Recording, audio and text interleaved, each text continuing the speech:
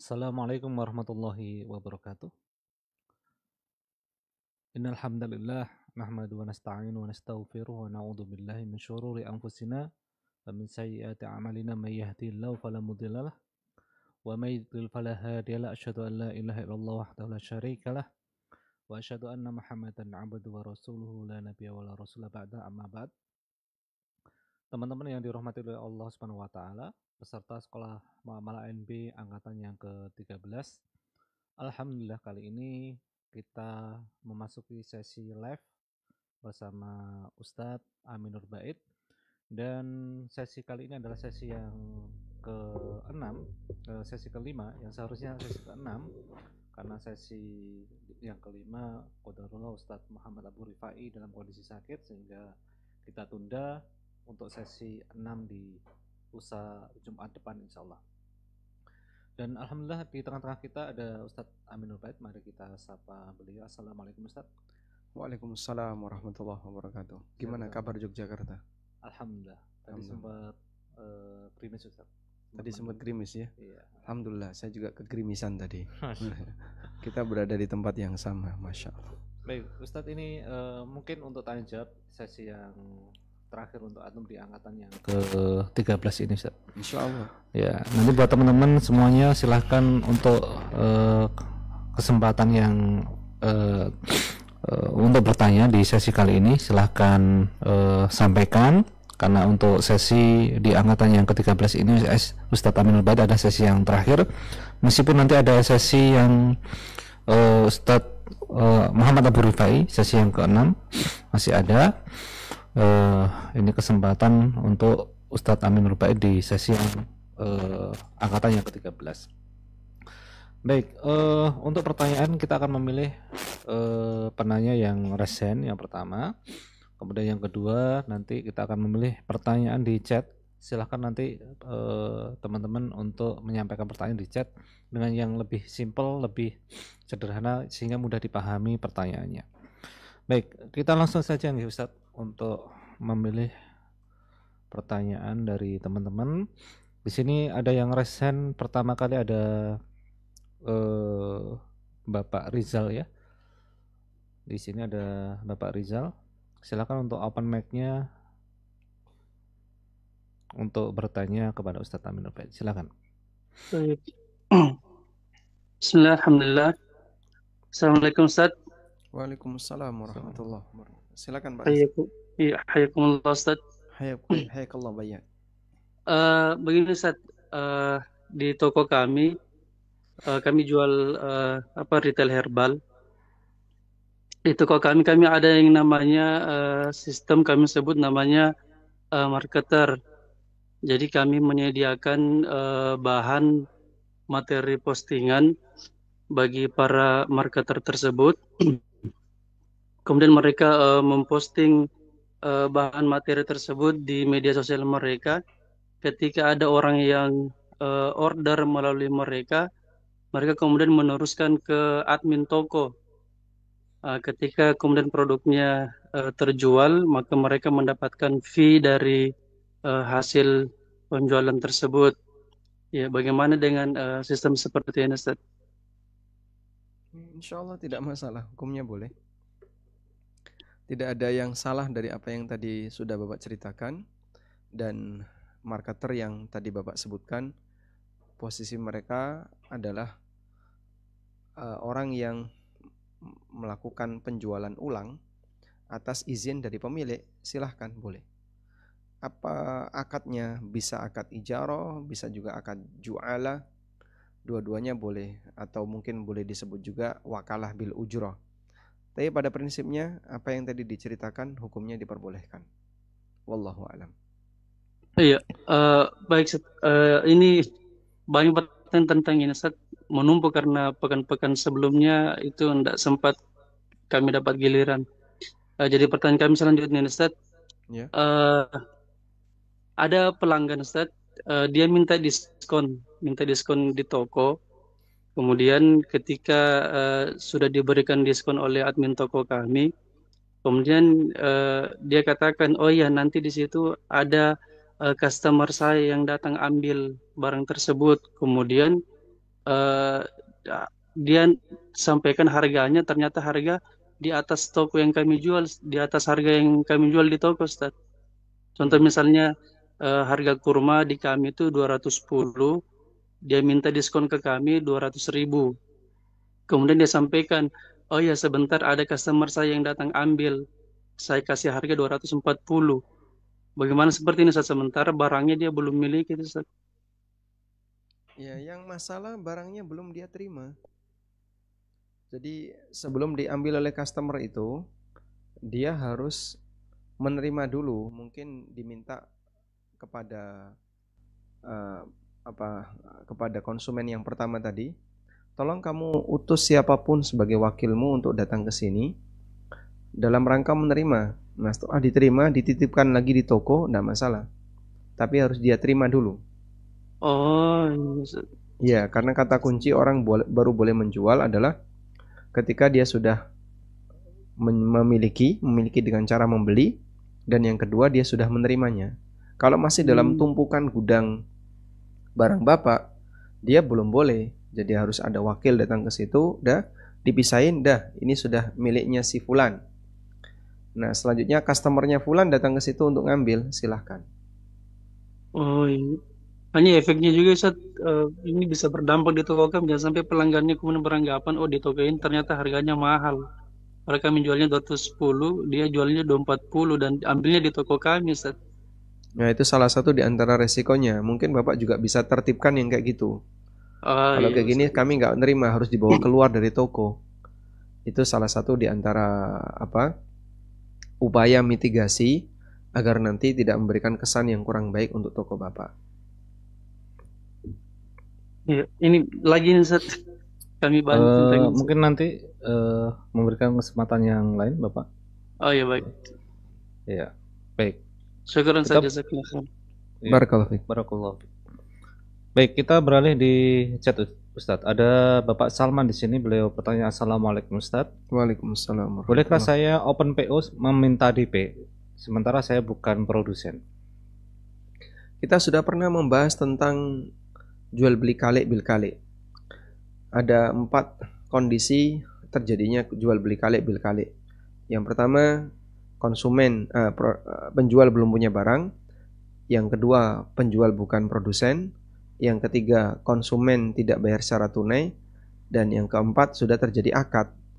Kalau seperti yang Anda ceritakan, Anda minta bayaran dulu padahal Anda bukan produsen, maka bisa sampai pada kategori kalik bil kalik. Oleh karena itu, sebagai solusinya, kami sarankan uang DP tadi bukan sebagai alat bayar, tapi sebagai jaminan. Maksudnya gimana? Anda boleh menerima itu, tapi tidak boleh memiliki. Jadi hanya disimpan saja.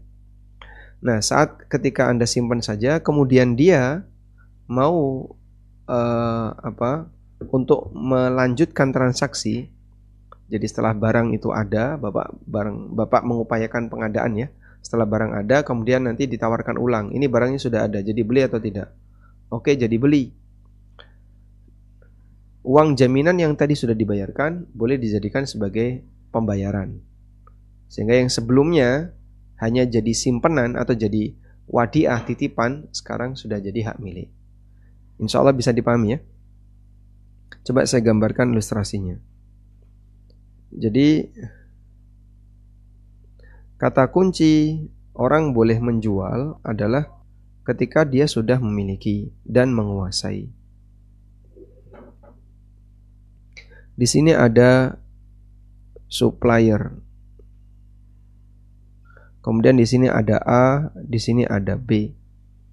Bapak mengambil barang dari supplier. Posisi Bapak bukan produsen. Kemudian Bapak mau bertransaksi dengan B. Nah, B bayar DP tadi. Nanti barangnya akan diserahkan setelah Bapak punya barang itu. Sehingga di sini skema yang terjadi adalah DP dulu, lalu Bapak melakukan pengadaan, baru setelah itu dilakukan penyerahan barang. Begini. Kemudian nanti B membayar secara tunai sisanya. Maka posisi Bapak di A ini ketika dapat DP yang diterima A itu sebagai wadi'ah, titipan. Dan sebenarnya fungsinya hanyalah untuk jaminan. Bapak ingin minta jaminan kepada B untuk membuktikan keseriusan dari B. Insya Allah tidak masalah. Sudah? Selanjutnya, A melakukan pengadaan barang. A melakukan pengadaan. Sehingga Anda membeli barang dari supplier. Setelah barang tersedia, setelah barang ada, available, ya, lalu A berakad dengan B. Sudah? Nah, setelah berakad dengan B, DP tadi bisa dijadikan pembayaran. Baik, kurang lebih seperti ini. Kalau skemanya kayak gini, insya Allah tidak masalah. Wallahu a'lam. Jadi kata kuncinya justru di sini. DP yang diterima oleh A pertama kali tadi bukan jadi alat bayar, tapi jadi jaminan. Nah, Baik, kita beralih di resen ini Ustaz. Ada Bapak Abu Khalid. Kami persilakan untuk open mic-nya Bapak Abu Khalid. Silakan. Baik, Assalamualaikum warahmatullahi wabarakatuh, Ustadz. Waalaikumsalam warahmatullahi wabarakatuh. Silakan Bapak. Ustadz, mohon maaf untuk sebelumnya, ini mungkin pertanyaan saya cukup sederhana mengenai halal atau haram aja, kayak gitu. Saya ada dua pertanyaan. Yang pertama, apakah halal bertransaksi dengan orang yang bekerja di bidang riba? Mohon maaf, mungkin kayak bank atau mungkin bidang-bidang yang lain yang bersinggungan dengan yang hukumnya haram. Itu yang pertama. Yang kedua, apakah halal bermudharabah? Artinya ada orang yang mau menanamkan modal kepada saya dengan akad mudharabah, tapi dia ini uangnya dapatnya dari pinjaman yang riba. Gitu Ustadz. Apakah halal atau hasilnya yang saya terima halal atau seperti apa Ustadz? Mohon penjelasannya. Terima kasih. barakallahu fiik. Baik. Untuk kasus yang pertama, Bapak bertanya tentang orang yang bekerja di dunia yang haram, kemudian membeli barang dari Bapak. Apakah halal uang itu diterima? Jumhur mengatakan halal.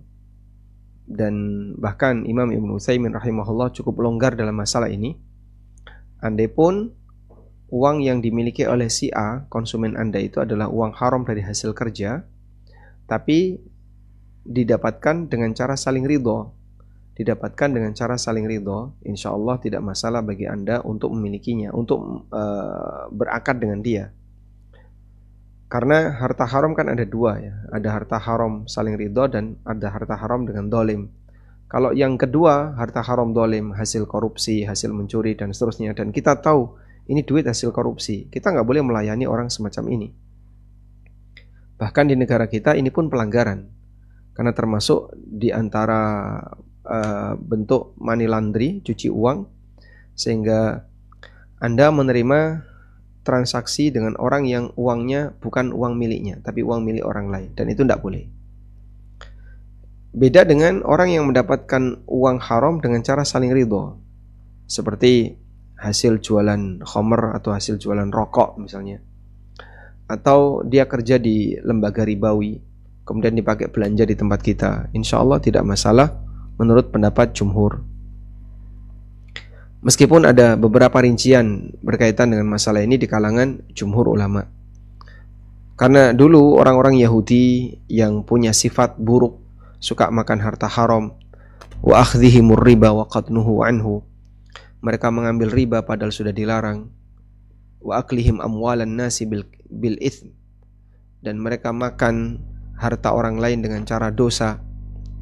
Dan mereka juga disebut oleh Allah makan jibet, ya'khuduna bil jibet, mereka mengambil harta jibet. Jibet itu sogok, suap, dan aneka pendapatan haram yang dimiliki oleh Yahudi. Tapi Nabi SAW bertransaksi dengan Yahudi. Demikian pula para sahabat. Ini yang menjadi landasan kenapa kita boleh bertransaksi dengan orang yang sumber hartanya nggak jelas, bahkan dominan haram. Yang kedua, bagaimana dengan hukum kerjasama dengan orang yang modalnya pinjam dari bank ribawi tentu saja. Hal yang perlu kita pahami bahwa orang yang pinjam dari bank ribawi, uang yang dia dapatkan itu bukan uang riba. Saya ulang ya.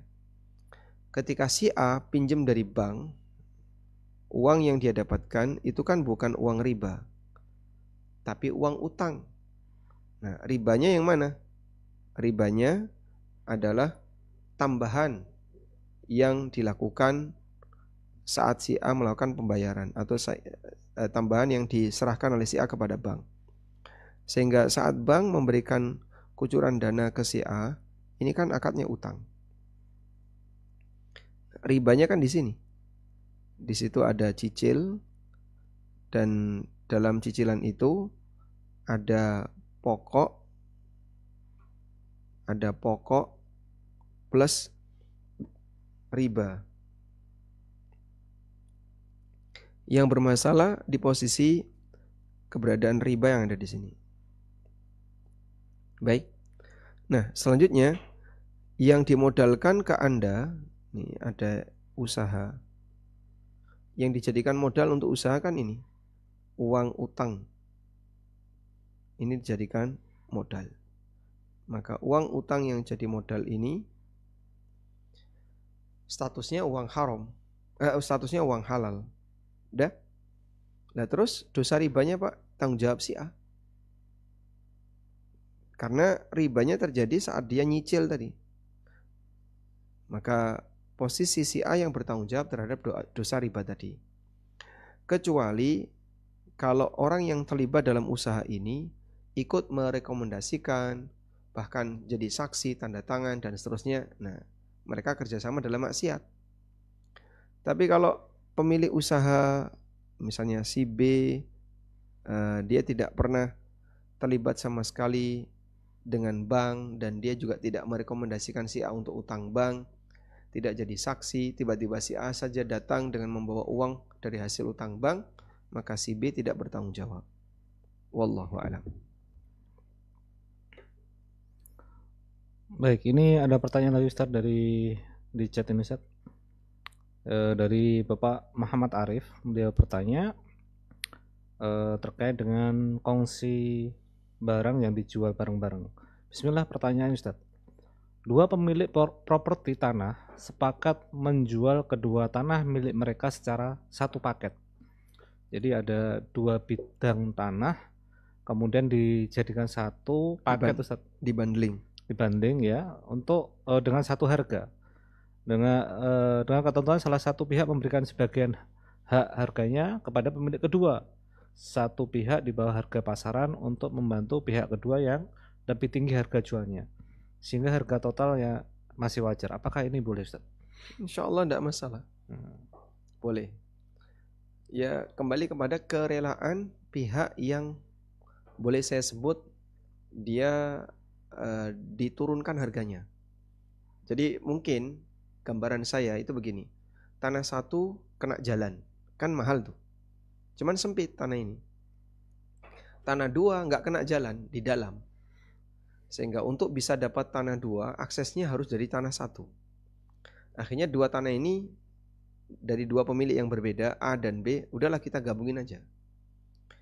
Maka ditetapkan harga yang tidak terlalu mahal dan tidak terlalu murah, ngangkat tanah yang kedua tapi nurunin tanah yang pertama. Nah, yang jadi pertanyaan adalah apakah pemilik tanah yang pertama ridho? Kalau pemilik tanah yang pertama ridho, insya Allah tidak masalah. Kalau pemilik tanah yang pertama yang dia berada di depan kena jalan tadi, dia cuma jual tanahnya saja, mungkin akan cukup mahal. Pertama, tanah itu tidak luas. Yang kedua, dia punya jalan, punya akses yang mudah, sehingga harganya akan lebih mahal. Nah, masalahnya tanah belakang kalau tidak dilibatkan akan mati harganya.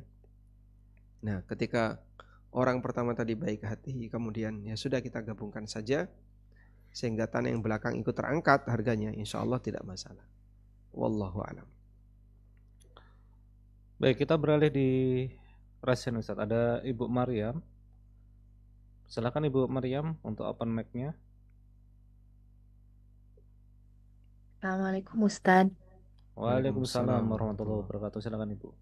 Ustadz, saya mau bertanya, kan waktu itu saya bertanya tentang MLM produk Amerika ya.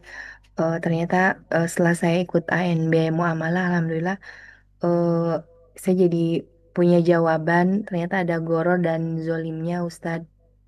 Nah, tapi untuk produknya Ustadz, karena memang sudah teruji klinis, terus sudah direview oleh ahli, kemudian halal Amerika juga, saya masih mengkonsumsi. Nah, bagaimana, kan kalau sistemnya mah saya udah nggak mau lagi gitu ya Ustadz. Tapi kalau untuk membeli produknya gitu Ustadz, apakah saya beli di back office saya atau di back office orang lain gitu, biar saya tidak terkena itu apa, goror dan zolimnya gitu Ustadz. Baik. Taib. Jadi dalam MLM itu kan ada dua hal ya. Ada terlibat dalam sistem, dan yang kedua pemanfaatan produk MLM.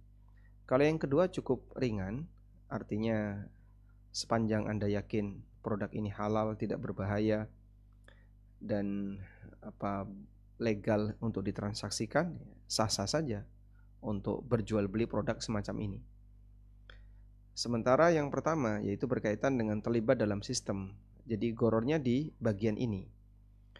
Terjadi goror ketika di situ ada jual beli peluang pasar. Jual beli peluang pasar. Peluang itu kan tidak boleh ditransaksikan. Ciri khas jual beli peluang pasar ada di mana?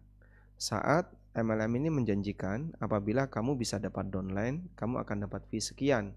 Tapi syaratnya untuk bisa itu kau harus bayar. Bisa bayar untuk biaya member, atau bayar untuk dapat produk tapi harganya dibuat fantastis. Misal, normalnya produk ini harganya 10.000, tapi dijual satu paket harganya 500. Udah dapat ini, dapat ini, dapat ini, satu paket ya. Nah, satu paket dengan 500.000 tadi itu sebenarnya normalnya anggaplah 300. Nah, dari situ kita bisa lihat kenapa dinaikkan jadi 500? Karena yang 200 itu biaya member tadi, tapi disatukan dengan, diinkludkan dengan harga produk. Begitu ya. Jadi bermasalah dalam MLM itu bukan sistem berjenjangnya. Kalau pemasaran berjenjang, tidak ada masalah. Tapi yang bermasalah adalah ketika di situ ada jual beli peluang. Jadi ada jual beli peluang pasar. Kalau kita menggunakan pendekatan iwat berimbang dengan muawad, itu kan iwat yang kita bayarkan ya. Anda boleh sebut biaya member. Sedangkan muawadnya apa ini? Peluang dapat downline. Nah, bagian inilah sisi gorornya. Ini kan tidak jelas. Tidak jelas. Saya sudah bayar 200, tapi nggak ada orang yang tertarik untuk jadi downline saya.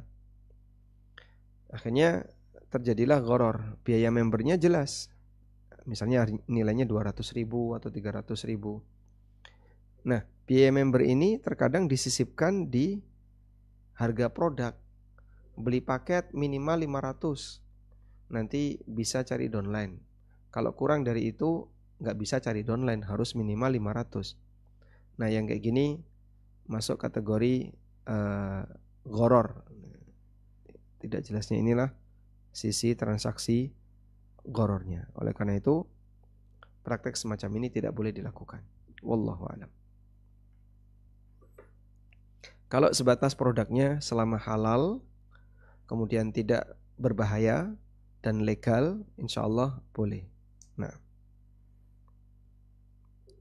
baik, ini ada di chat Ustadz, ada Ibu Dewi Januarti, beliau bertanya, Assalamualaikum Ustadz, saya dan adik punya Waalaikumsalam usaha. warahmatullahi. Saya dan adik punya usaha dari orang tua.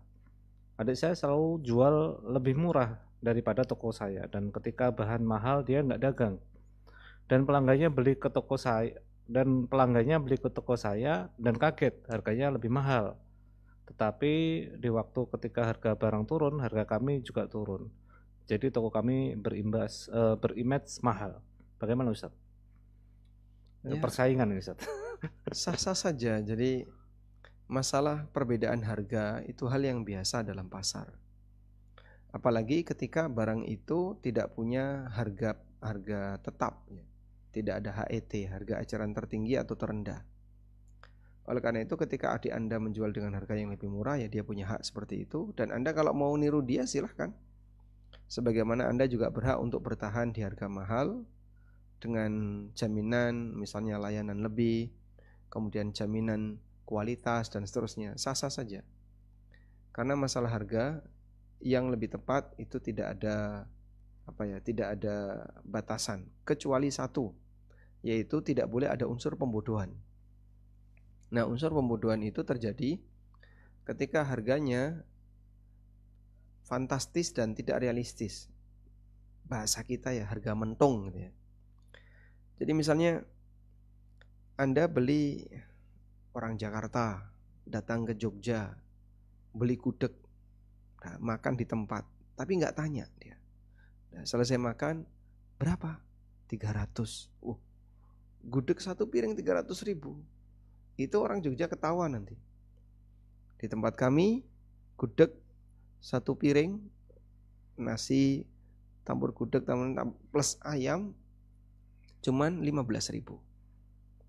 Ini dikasih harga 300.000. Nah, itulah yang dimaksud orang Jawa nyebutnya harga mentung atau harga nutuk.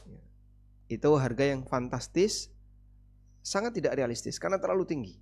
Kalau sampai terjadi seperti itu, maka Anda punya hak untuk menolak. Untuk beli di situ Anda punya hak untuk menolak. Saya nggak mau beli, saya nggak mau bayar segitu. Karena ini kedzaliman. Tapi kalau harganya masih di angka wajar, misalnya sepiring dihargai 25.000 atau 30.000, itu masih di angka wajar. Allahu a'lam. Baik, masih berlanjut di chat Ustaz, ada Ibu Olivia Nirvana. Beliau bertanya, apakah menfoto barang di awal ketika kita menjadi... Ya, Baik, silakan. baik, saya ulangi ya. Dari Ibu Olivia, beliau bertanya, apakah menfoto barang di awal ketika kita menjadi just tipper termasuk ke dalam ta'yin yang dilarang ketika di akad salam, Ustaz? Kalau Anda mau akad salam, berarti posisi barangnya memang tidak boleh muayyan. Posisi barangnya tidak boleh muayyan. Sehingga ketika Anda foto barang dan barangnya hanya itu, tidak ada yang lain yang Anda tawarkan ke konsumen, sementara posisi Anda sebagai just tipper salam, ya sebenarnya nggak boleh. Kecuali kalau barangnya semisal dengan ini, walaupun tidak harus ini. Seperti foto produk itu kan banyak yang sama ya. Misalnya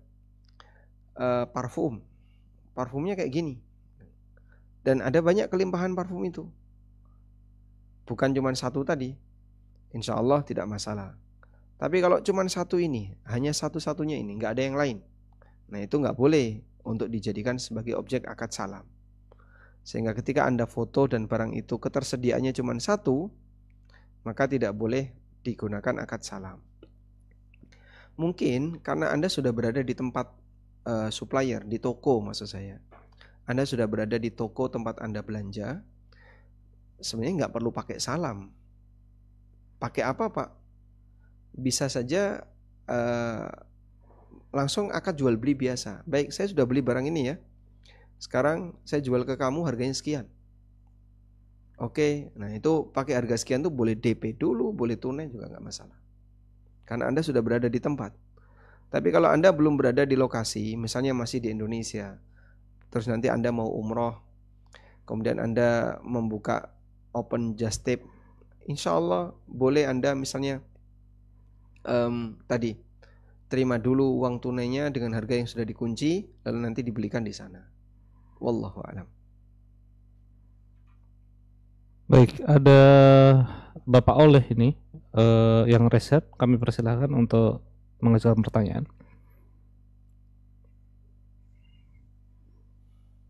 Assalamualaikum warahmatullahi wabarakatuh. Waalaikumsalam warahmatullahi wabarakatuh. Silakan Bapak. Ini Ustadz, saya lagi ini kerja sama mudharabah Ustadz. Ini caranya gini Ustadz.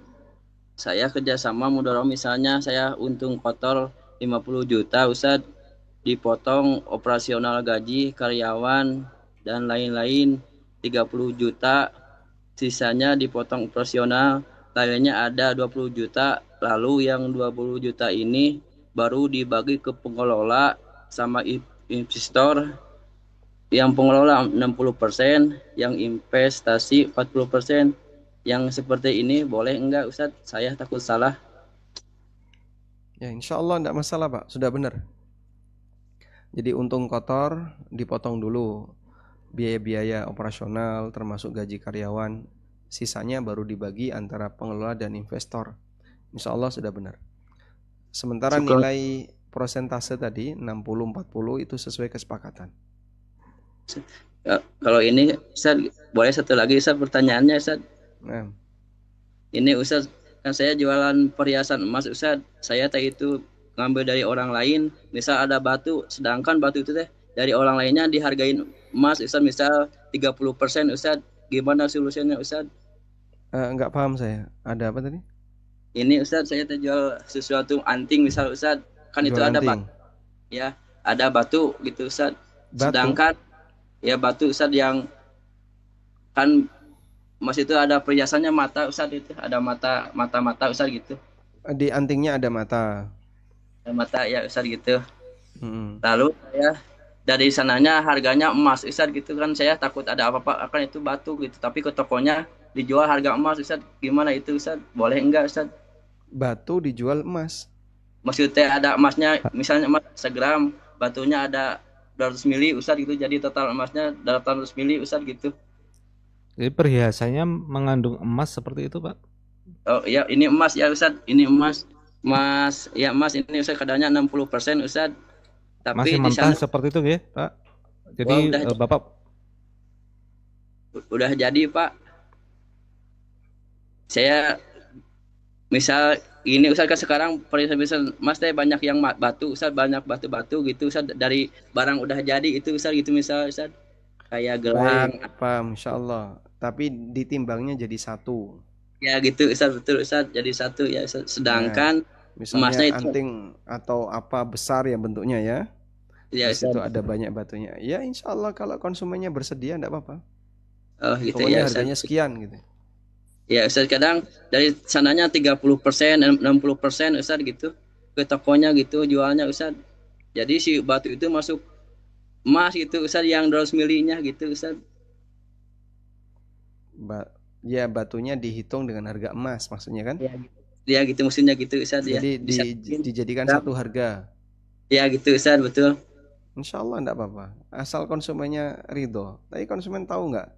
Jadi nanti mungkin konsumen akan minta detailnya, emasnya berapa gram, kemudian apa ini mata batunya, pernak-perniknya itu berapa gram. Oh iya ya Ustaz. Kalau konsumennya misalnya minta detail kayak gitu dan selanjutnya Anda bisa menjelaskan, lalu konsumennya mundur nggak jadi, boleh-boleh saja. Syukran Ustaz, jazakallahu khair Ustaz. Barakallahu fiik. Baik, kita masih di resen Ustaz. Ada Bapak Abdullah Usaid. Silakan Bapak untuk resen, untuk open mic-nya.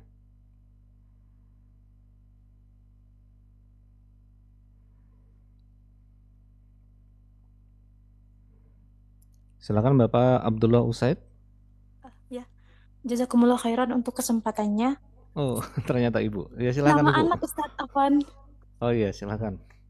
Ya, assalamualaikum warahmatullahi wabarakatuh. Waalaikumsalam Semoga Allah merahmati Ustadz, kita semua dan seluruh kaum muslimin. Ana ada 2 pertanyaan Ustadz. Jadi yang pertama, di marketplace ada yang namanya member VIP, Ustadz.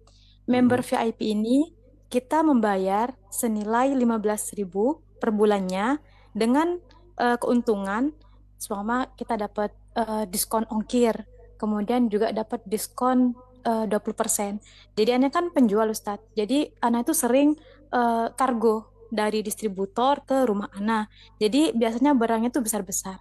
Kalau melalui marketplace, Ana CO ke distributor, itu biasanya dapat ongkir yang lebih murah dibandingkan ketika kita beli lewat di luar MP gitu, Ustadz ya. Nah, dengan Ana mengikuti member VIP yang seharusnya sekitar 20 kg itu dapat harga 50.000. Jadi ketika ikut member VIP, Ana hanya bayar 0 rupiah untuk jasa kirimnya. Kayak gitu, Ustadz. Apakah itu diperbolehkan, Ustadz, mengikuti member VIP ini? Terus yang kedua, Ustadz, Ana Harganya agen 15.000 ya? Iya, per bulan, Ustadz. Per bulan? Dan boleh, ya per bulan. Dan boleh, ini Ustadz, boleh berhenti sewaktu-waktu. Kalau nggak dipakai hangus itu Ibu. Iya, hangus. Hangus kalau nggak dipakai. Tapi kalau untuk Ana, insya Allah dipakai terus. Insya Allah, Ustadz ya. Karena nggak tahu fluktuatif gitu, Ustadz. Terus yang kedua, Ana agen dari brand A. Nah, di brand A ini, ownernya membuat peraturan boleh dropship sesama mitra dari reseller, agen maupun distributor itu boleh dropship asalkan membayarkan uang 2.500 sebagai uang packing. Jadi misalkan di marketplace Ana ada yang check out barang B. Nah, barangnya nggak ada di Ana, qadarullah sedang kosong, maka Ana dropshipkan kepada distributor dan membayar uang 2.500 sebagai uang packing. Jadi Ana di sini hanya menerima ini Ustadz, keuntungan, namun Ana tidak melakukan takobut. Jadi langsung dropship ke distributor ke konsumen melalui Resi Marketplace. Apakah hal ini diperbolehkan, Ustadz? Dan untuk pembayaran ke distributor itu boleh ketika barang dikirim baru kemudian Ana bayar. Boleh bayar di awal ataupun boleh bayar di akhir karena kita sudah saling percaya dan saling kenal gitu, Ustadz.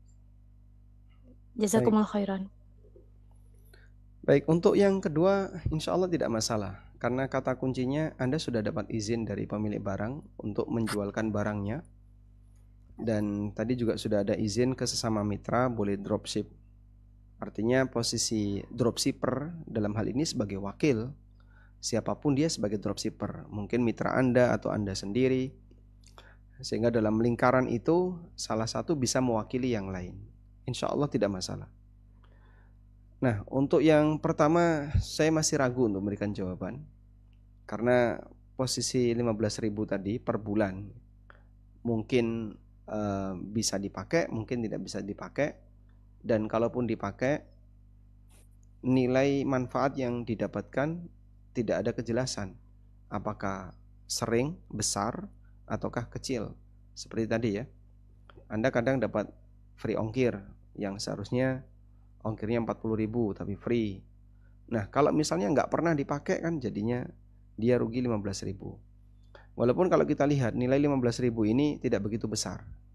Artinya bisa nggak Pak itu disebut sebagai goror kecil? Karena nilai 15.000 mungkin untuk saat ini, apalagi itu untuk rentang waktu per bulan, bagi sebagian orang ya terlalu kecil dibandingkan dengan manfaat yang akan dia dapatkan. Dan kalaupun nggak dipakai, orang kehilangan 15.000 juga nggak begitu keberatan. Nah, saya agak ragu untuk dua pertimbangan ini. Jadi barangkali kalau Anda bisa tanya ke Ustadz yang lain, apakah seperti ini masuk goror besar atau goror kecil, kami persilahkan. Mudah-mudahan nanti saya juga bisa ikut dapat cipratan jawabannya. Wallahu a'lam. Baik. Ini ada catatan dari Ibu Oli. Beliau bertanya, Bismillahirrahmanirrahim. Assalamualaikum Ustaz. Izin bertanya mengenai pinjaman dengan invoice financing atau biasa disebut dengan dana bridging. Case-nya adalah Ana ada project yang sudah selesai dan memerlukan dana sebelum invoice itu cair. Mohon arahnya. project yang sudah selesai dan memerlukan dana, invoice to cair, invoice financing. Bisa nggak mungkin Pak Aulia ngasih penjelasan secara lisan? Ya silakan Pak Aulia. Silakan. Assalamualaikum warahmatullahi wabarakatuh. Waalaikumsalam warahmatullahi wabarakatuh. Ya, jazakallah khair Pak Ustadz. Jadi case-nya adalah saya bekerja waktu itu untuk melaksanakan sebuah proyek. Lalu di proyeknya sudah selesai, tapi pembayaran dari kliennya mundur, gitu ya, mundur sekitar 3 bulan mundurnya. Nah, saya ada beberapa keperluan dan ada yang menawarkan ya udah invoice financing aja, dalam arti saya meminjam dana dengan jaminan jaminannya adalah invoice tersebut. Ya. Sebagai jaminannya, dan calon peminjam ini menawarkan dana dengan ya udah dengan bagi hasil di akhirnya senilai yang memang belum kita sepakati. Cuman saya masih ragu untuk mengambil pinjaman ini karena belum tahu secara hukum. Karena proyeknya juga sudah selesai, bagi hasilnya sudah jelas, maksudnya karena sudah tidak ada resiko, betul-betul hanya menunggu dana itu cair dari pembayaran klien. Seperti itu, Ustaz. Baik, alhamdulillah, insya Allah saya paham. Jika demikian, statusnya riba, Pak. Baik. Ya, karena itu tidak bisa disebut modal. Modal itu kan ketika dana itu dilibatkan dalam proyek. Sementara invoice financing tadi tidak dilibatkan dalam proyek. Bapak mau gunakan untuk kegiatan yang lain. Proyek sudah selesai, kemudian Anda butuh dana untuk kegiatan yang lain, pinjamlah orang, utang ke orang lain. Andaikan Bapak utang dan nilainya sama untuk pengembalian, misalnya utang 500 juta, Bapak kembalikan 500 juta, nggak ada masalah. Tapi saya kira orang itu tidak akan bersedia. Sebab ketika dia melihat invoice itu sebagai jaminan, dia akan minta ada tambahan. Maka dalam hal ini, pada saat Bapak mendapatkan utang 500, kemudian nanti dijanjikan kita akan bagi hasil kalau sudah cair, kamu saya kasih bagi hasil sekian. Nah, bagi hasil ini hakikatnya adalah tambahan dari pengembalian utang tadi. Utang 500 jadi 600 misalnya, 100 juta itu riba. Wallahu a'lam. Baik, terima kasih penjelasannya, sudah jelas. Assalamualaikum warahmatullahi wabarakatuh. Waalaikumsalam warahmatullahi wabarakatuh. Baik, kita persilahkan yang resen, Ustaz. Ada Ibu Harisma. Kami persilahkan untuk open mic-nya, Ibu Harisma. Assalamualaikum warahmatullahi wabarakatuh. Waalaikumsalam warahmatullahi wabarakatuh. Ternyata Bapak. Monggo silakan. Afwan, Ustaz. Izin Ustaz, mau bertanya Ustaz mengenai zakat emas Ustaz, seperti itu.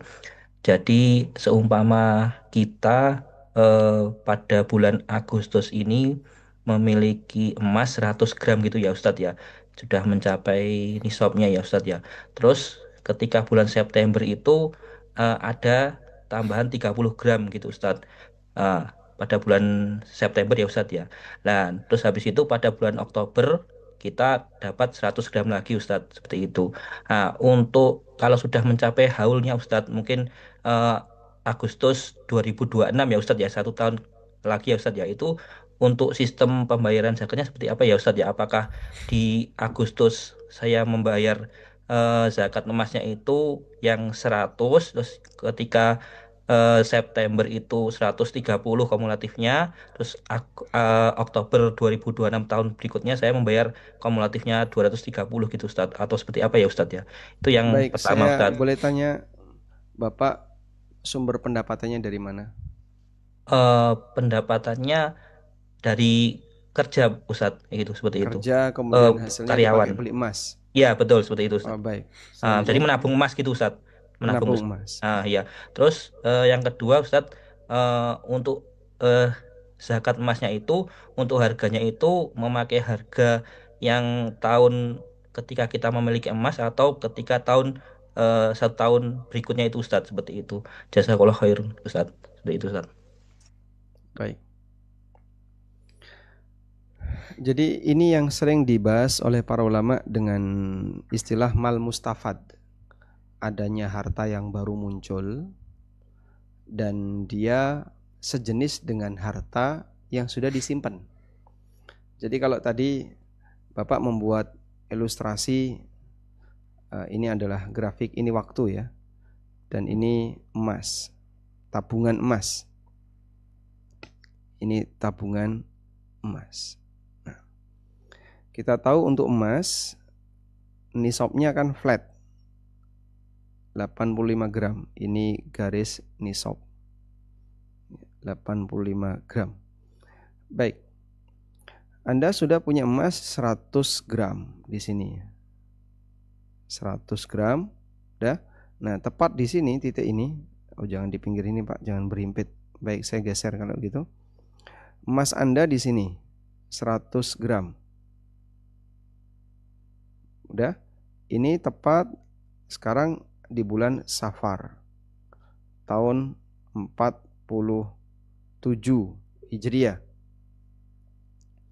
Berarti nanti proyeksi zakat Anda adalah di bulan Safar tahun 48 Hijriah. Begini. 1448 maksudnya. Nah, sepanjang perjalanan ini emas Anda kan naik kayak gini ya, fluktuatif. Nah, gini. Sampai akhirnya di Safar tahun 48. Ini ada banyak emas-emas baru yang Anda beli. Di sini Anda beli emas baru, Anda beli emas lagi, Anda beli emas lagi, begitu. Nah, karena tadi sumbernya sama. Semuanya dari hasil gaji yang Anda terima. Kemudian Anda investasikan ke emas. Ini yang disebut dengan mal mustafad. Mal mustafad. Harta yang didapatkan di rentang masa haul. Sudah nisab kan tadi ya, sudah 100 gram kan, sudah nisab. Di rentang masa haul dari asal yang sama atau jenisnya sama. Sama-sama emas, sama-sama uang. Uang dan emas itu dianggap sama. Maka ini zakatnya adalah akumulasinya. Zakat itu adalah akumulasi. Sehingga total emas yang Bapak miliki berapa? Itu yang dizakati. Dah? Bisa dipahami ya? Zakatnya adalah akumulasi dari semua emas. Bahkan sampai pun baru kemarin beli, ya dihitung juga. Kok bisa, Pak? Iya, karena semua emas yang Bapak miliki nanti dihitung zakatnya. Karena zakat itu akumulasi. Sehingga yang baru itu dianggap turunan dari yang lama. Baik, semoga bisa dipahami ya. Maka zakat Bapak untuk emas-emas yang baru tadi tetap dihitung. Wallahu a'lam. Baik, ini yang chat Ustaz. Masih terkait dengan pertanyaan pertama tadi, Pak Ismail Wangi, beliau bertanya lagi, kalau kali bin kali tapi bayar lunas dulu nggak masalah kan Ustaz? Kalau bayar lunas dulu bukan kali bil kali, Pak, salam namanya. Jadi kalau Bapak terima pembayaran lunas di depan, itu bukan kali bil kali, akadnya salam. Maka masuk kategori kali bil kali ketika konsumen tidak bisa bayar lunas dulu. Nah, baik, masih dilanjut di chat Ustaz. Ada Bapak Amin bin Khazin. Assalamualaikum Yun Tangklat Ustaz. Apa hukum jual produk obat yang tidak ada izin dari BPOM-nya? Waalaikumsalam warahmatullahi. Saya juga sering beli kayak gini, jamu gendong namanya. Itu nggak ada izin dari BP POM. Ya, kalau bicara halal haramnya, selama tidak ada zat haram berarti kan hukum asalnya halal. Kalau bicara manfaat dan tidaknya, ini terbukti bermanfaat atau tidak dalam arti ada efek samping berbahaya atau tidak. Nah, ketika Anda yakin enggak kok, baik-baik saja obat ini dan bermanfaat, insya Allah tidak masalah. Tapi kalau bicara legal edar, ya tentu saja harus ada izin dari BP POM dan Dan ini masuk kategori kriminal kalau sampai beredar tanpa izin BPOM tadi. Untuk itu kalau bicara halal haramnya Anda boleh beli. Ada banyak sekali produk-produk di Indonesia yang tidak ada izin. Ya, jualan gorengan, cilok, cenil, kadang lewat di depan saya jualan burjo, jualan apa lagi? Jualan some. Itu nggak ada izin BPOM. Terus gimana itu Pak? Ya insya Allah tidak masalah. Selama kita yakin ini aman, tidak ada masalah. Nah,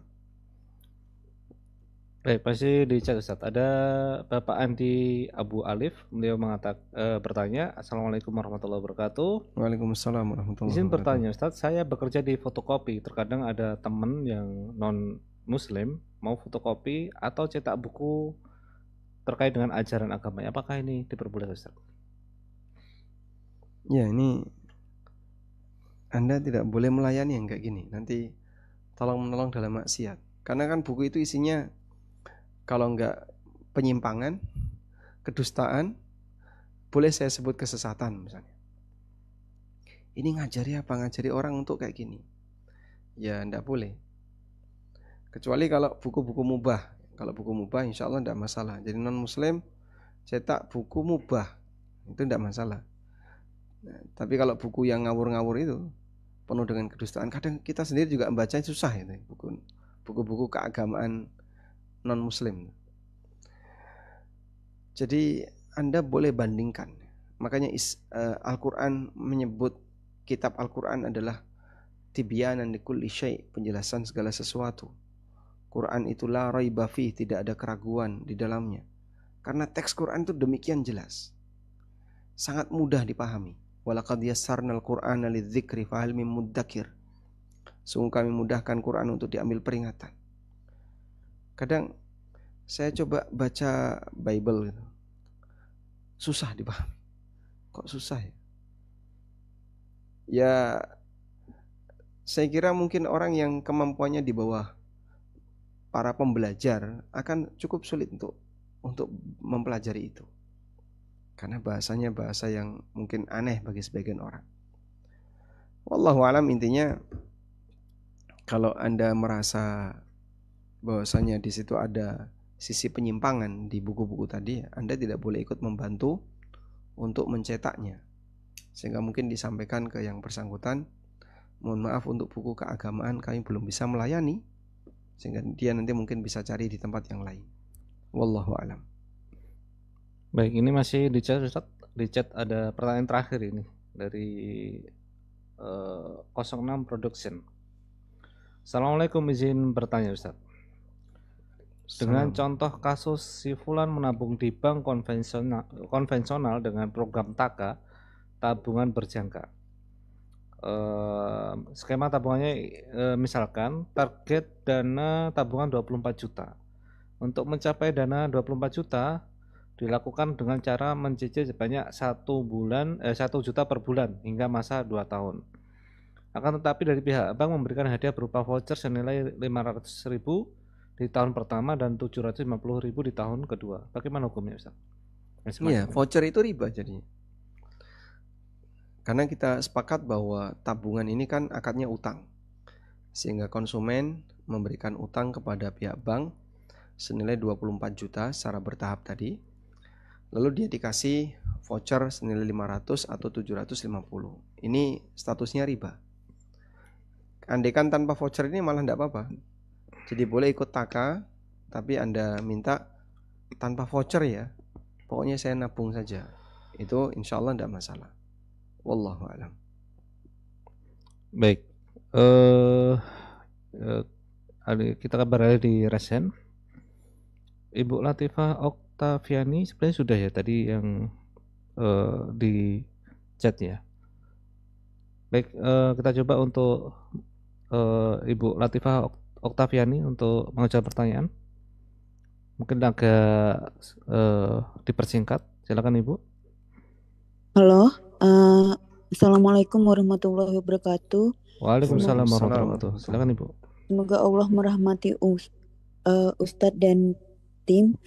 Izin bertanya Ustadz, untuk yang materi uang digital masih belum terlalu paham di bagian ada yang bagian misalkan kita top up GoPay dan beberapa aplikasi seperti itu.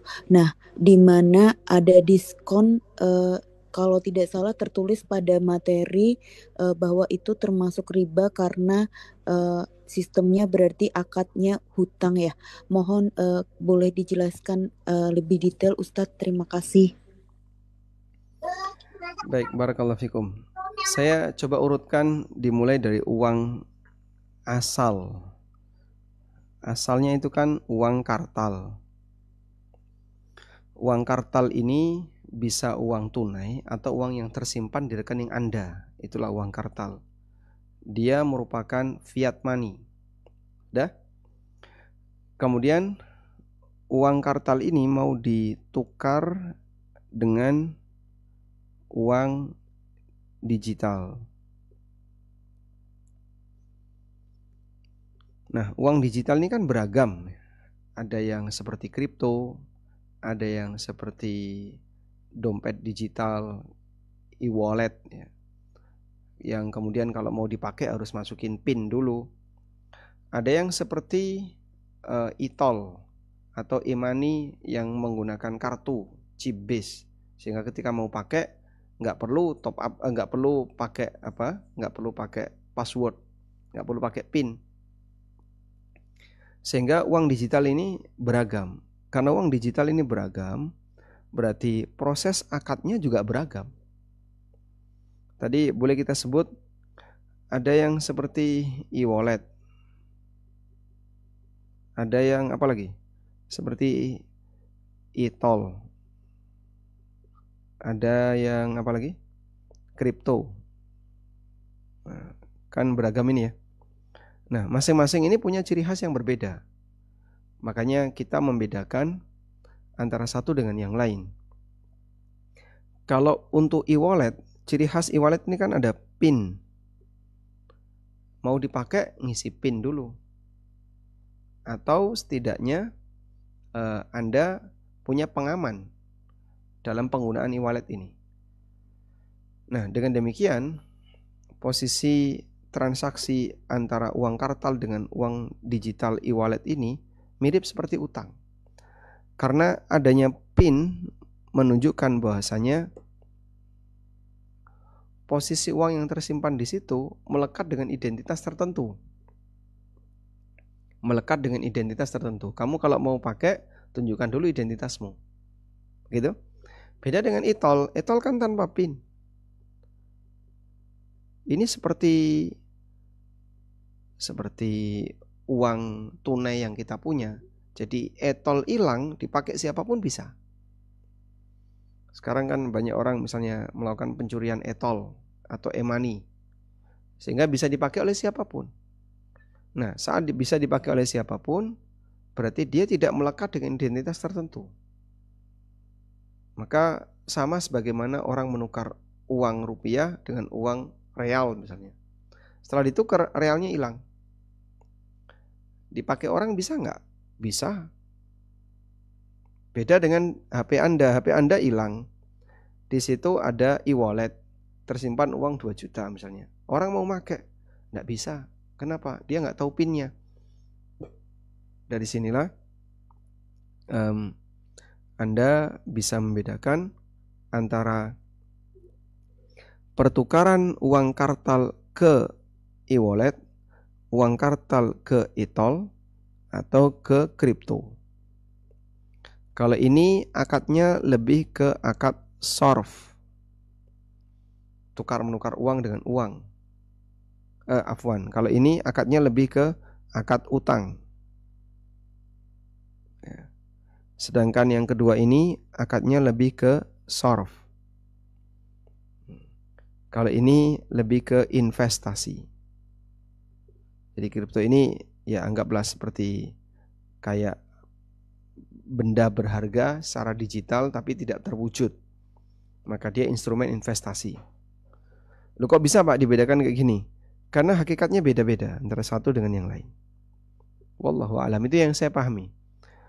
Ya meskipun dengan tetap menghargai perbedaan pendapat asatidzah yang lain yang mengatakan bahwa e-wallet itu shorf juga, sebagaimana e-tol juga shorf. Ya, kita menghargai adanya perbedaan itu, namun secara pribadi saya lebih cenderung pendapat ini. Nah, ketika sudah masuk kategori utang, berarti adanya diskon, poin dan seterusnya itu tidak boleh diterima. Wallahu a'lam. Baik. Mungkin ini satu lagi Ustaz. Oke. Pertanyaan ada Ibu Novi Fitriani. Silakan untuk open mic-nya.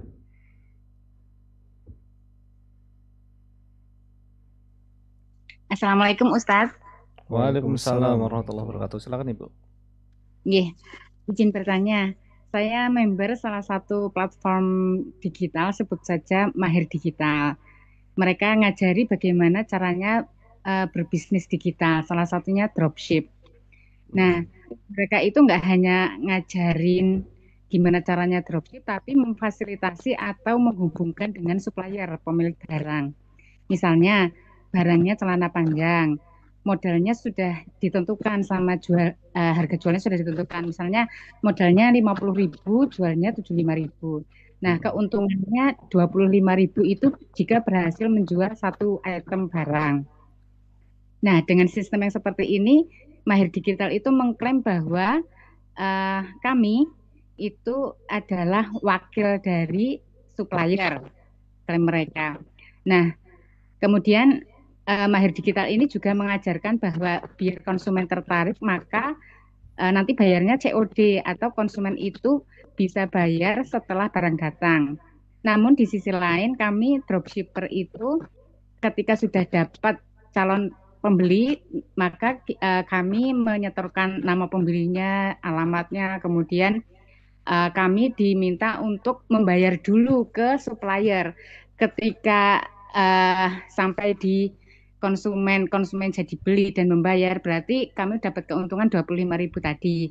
Tapi ketika sampai barang datang ternyata calon konsumen ini berubah pikiran alias retur, nggak jadi beli, maka uang kami dari para dropshipper ini dihitung sebagai deposit untuk besok penjualan berikutnya, misalnya ada dapat konsumen yang lain gitu. Itu dropshipper yang seperti ini dibolehkan atau tidak ya Ustadz? Soalnya kalau misalnya wakil, sepertinya kami wakil nih, tapi yang aneh kan kami membayar dulu ke supplier gitu ya. Jadi kalau dibilang kami digaji supplier, sepertinya kok nggak terlalu pas kalau dikatakan kami digaji gitu. Jadi hukumnya boleh atau enggak kami menjalankan bisnis dropshipper seperti itu? Terima kasih Ustadz. Assalamualaikum warahmatullahi wabarakatuh. Waalaikumsalam warahmatullahi wabarakatuh. Ya, di antara ciri wakil itu dia nggak disuruh bayar. Jadi kalau ilustrasinya kayak gini, si A punya barang, terus saya menawarkan ke si A, boleh nggak barangmu saya jualin? Ya kalau mau jualin beli dulu, bayar dulu. Nah, kalau kayak gitu kan bukan lagi saya jadi wakil, tapi saya jadi pembeli barang itu terus saya jual ulang. Itu bukan wakil namanya. Kecuali kalau si A minta jaminan, kalau kamu mau jualkan barang saya, kamu transfer dulu ke sini sebagai jaminan. Nah, jaminan itu dana tadi tidak jadi milik si A sampai kemudian ada kepastian saya laku barangnya. Kalau kayak gitu enggak apa-apa. Nah, yang saya pahami dari cerita yang tadi disampaikan, uang itu sifatnya jadi jaminan di supplier.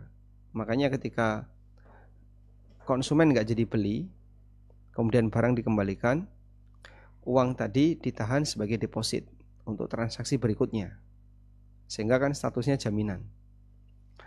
Ya walaupun seharusnya kan dikembalikan uang tadi. Walakulin insyaallah dalam skema ini mungkin perlu pembenaran dikit ya. Pembenarannya adalah bahwa uang yang dibayarkan ke supplier itu bukan uang pembayaran tapi jaminan. Dan nanti ketika barang laku setelah dipotong 25.000, sisanya dikembalikan.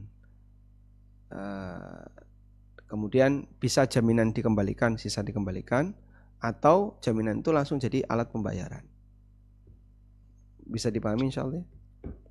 Jadi kesimpulannya kami boleh berbisnis di sini sebagai dropshipper nih Ustadz. Insya Allah tidak masalah karena Anda sudah dapat izin. Cuman tadi skema uangnya itu hanya jadi jaminan bukan alat bayar. Iya, kalau lihat skema seperti ini sepertinya memang supplier itu mereka lebih merasa aman ketika untuk menghindari ini beneran order atau enggak sih gitu. Mungkin seperti itu Ustadz. Ya, sekiranya Anda memahami itu jaminan, insya Allah boleh.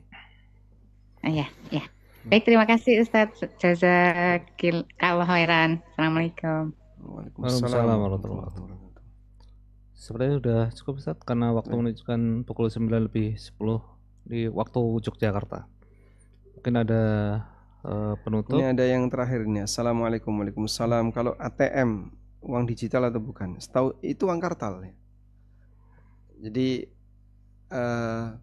uang digital ini kan dia berubah ke dalam bentuk yang lain, kemudian providernya bukan bank lagi, tapi boleh kita sebut perusahaan yang berbeda. Kalau ATM kemudian uang kartal itu sama.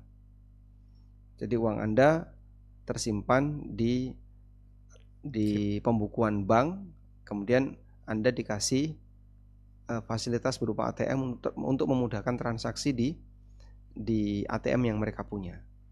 Insya Allah seperti ini tidak masalah dan ini boleh kita sebut bukan uang digital tapi sama-sama uang kartal. Baik, mungkin itu yang bisa kita sampaikan.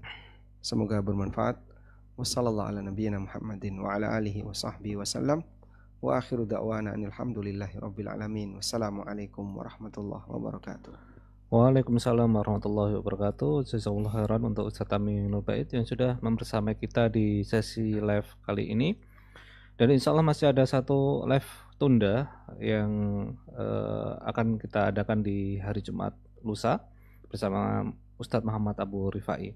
Dan sedikit pengumuman buat teman-teman peserta Sekolah Muamalah ANB angkatan yang ke-13 bahwasanya malam ini adalah terakhir untuk pengerjaan ujian pekan kelima dan insya Allah besok pagi kita akan input nilai dari peserta yang mengerjakan di ujian pekanan yang kelima. Dan alhamdulillah materi yang sudah kita bagikan ada 30 materi di Sekolah Muamalah ANB yang sudah kita berikan semuanya buat teman-teman. Silahkan dimurojaah semuanya dari materi 1 sampai materi 30 dan insya Allah nanti di hari Jumat ya, kita akan ada ujian akhir yang dimana ujian akhir ini sebagai syarat untuk mendapatkan isyahadah dengan nilai minimum benar 30 atau nilai poinnya adalah 50 sehingga teman-teman yang mempunyai nilai tersebut dari 50 ke atas sampai 100 akan mendapatkan isyahadah dari Sekolah Muamalah ANB. Dan terkait dengan ujian seperti halnya ujian pekanan yang sudah kita lakukan, tetapi di ujian ini ada 60 soal 60 soal pilihan ganda yang terdiri dari studi kasus dan seterusnya. Dan insya Allah nanti ada durasi. Jadi ketika antum membuka link ujian, maka dia akan berjalan kurang lebih 90 menit waktu yang ada ketika kita memberikan kesempatan 90 menit untuk mengerjakannya. Nanti ketika selesai 90 menit dia akan otomatis tertutup dari ujian tersebut. Dan jangka waktu ujian kurang lebih 3 hari mulai Jumat sampai beberapa hari berikutnya. Nanti silahkan dilihat di silabus yang sudah kita bagikan. Dan mudah-mudahan materi yang kita bagikan bisa kita amalkan, bisa kita pelajari sehingga kita bisa paham fikih muamalah dan kita bisa mengamalkannya. Baik, kurang lebihnya mohon maaf. Kita tutup dengan doa kafaratul majelis. Subhanakallahumma bihamdika asyhadu an la ilaha illa anta astaghfiruka wa atubu ilaik. Wassalamualaikum warahmatullahi wabarakatuh.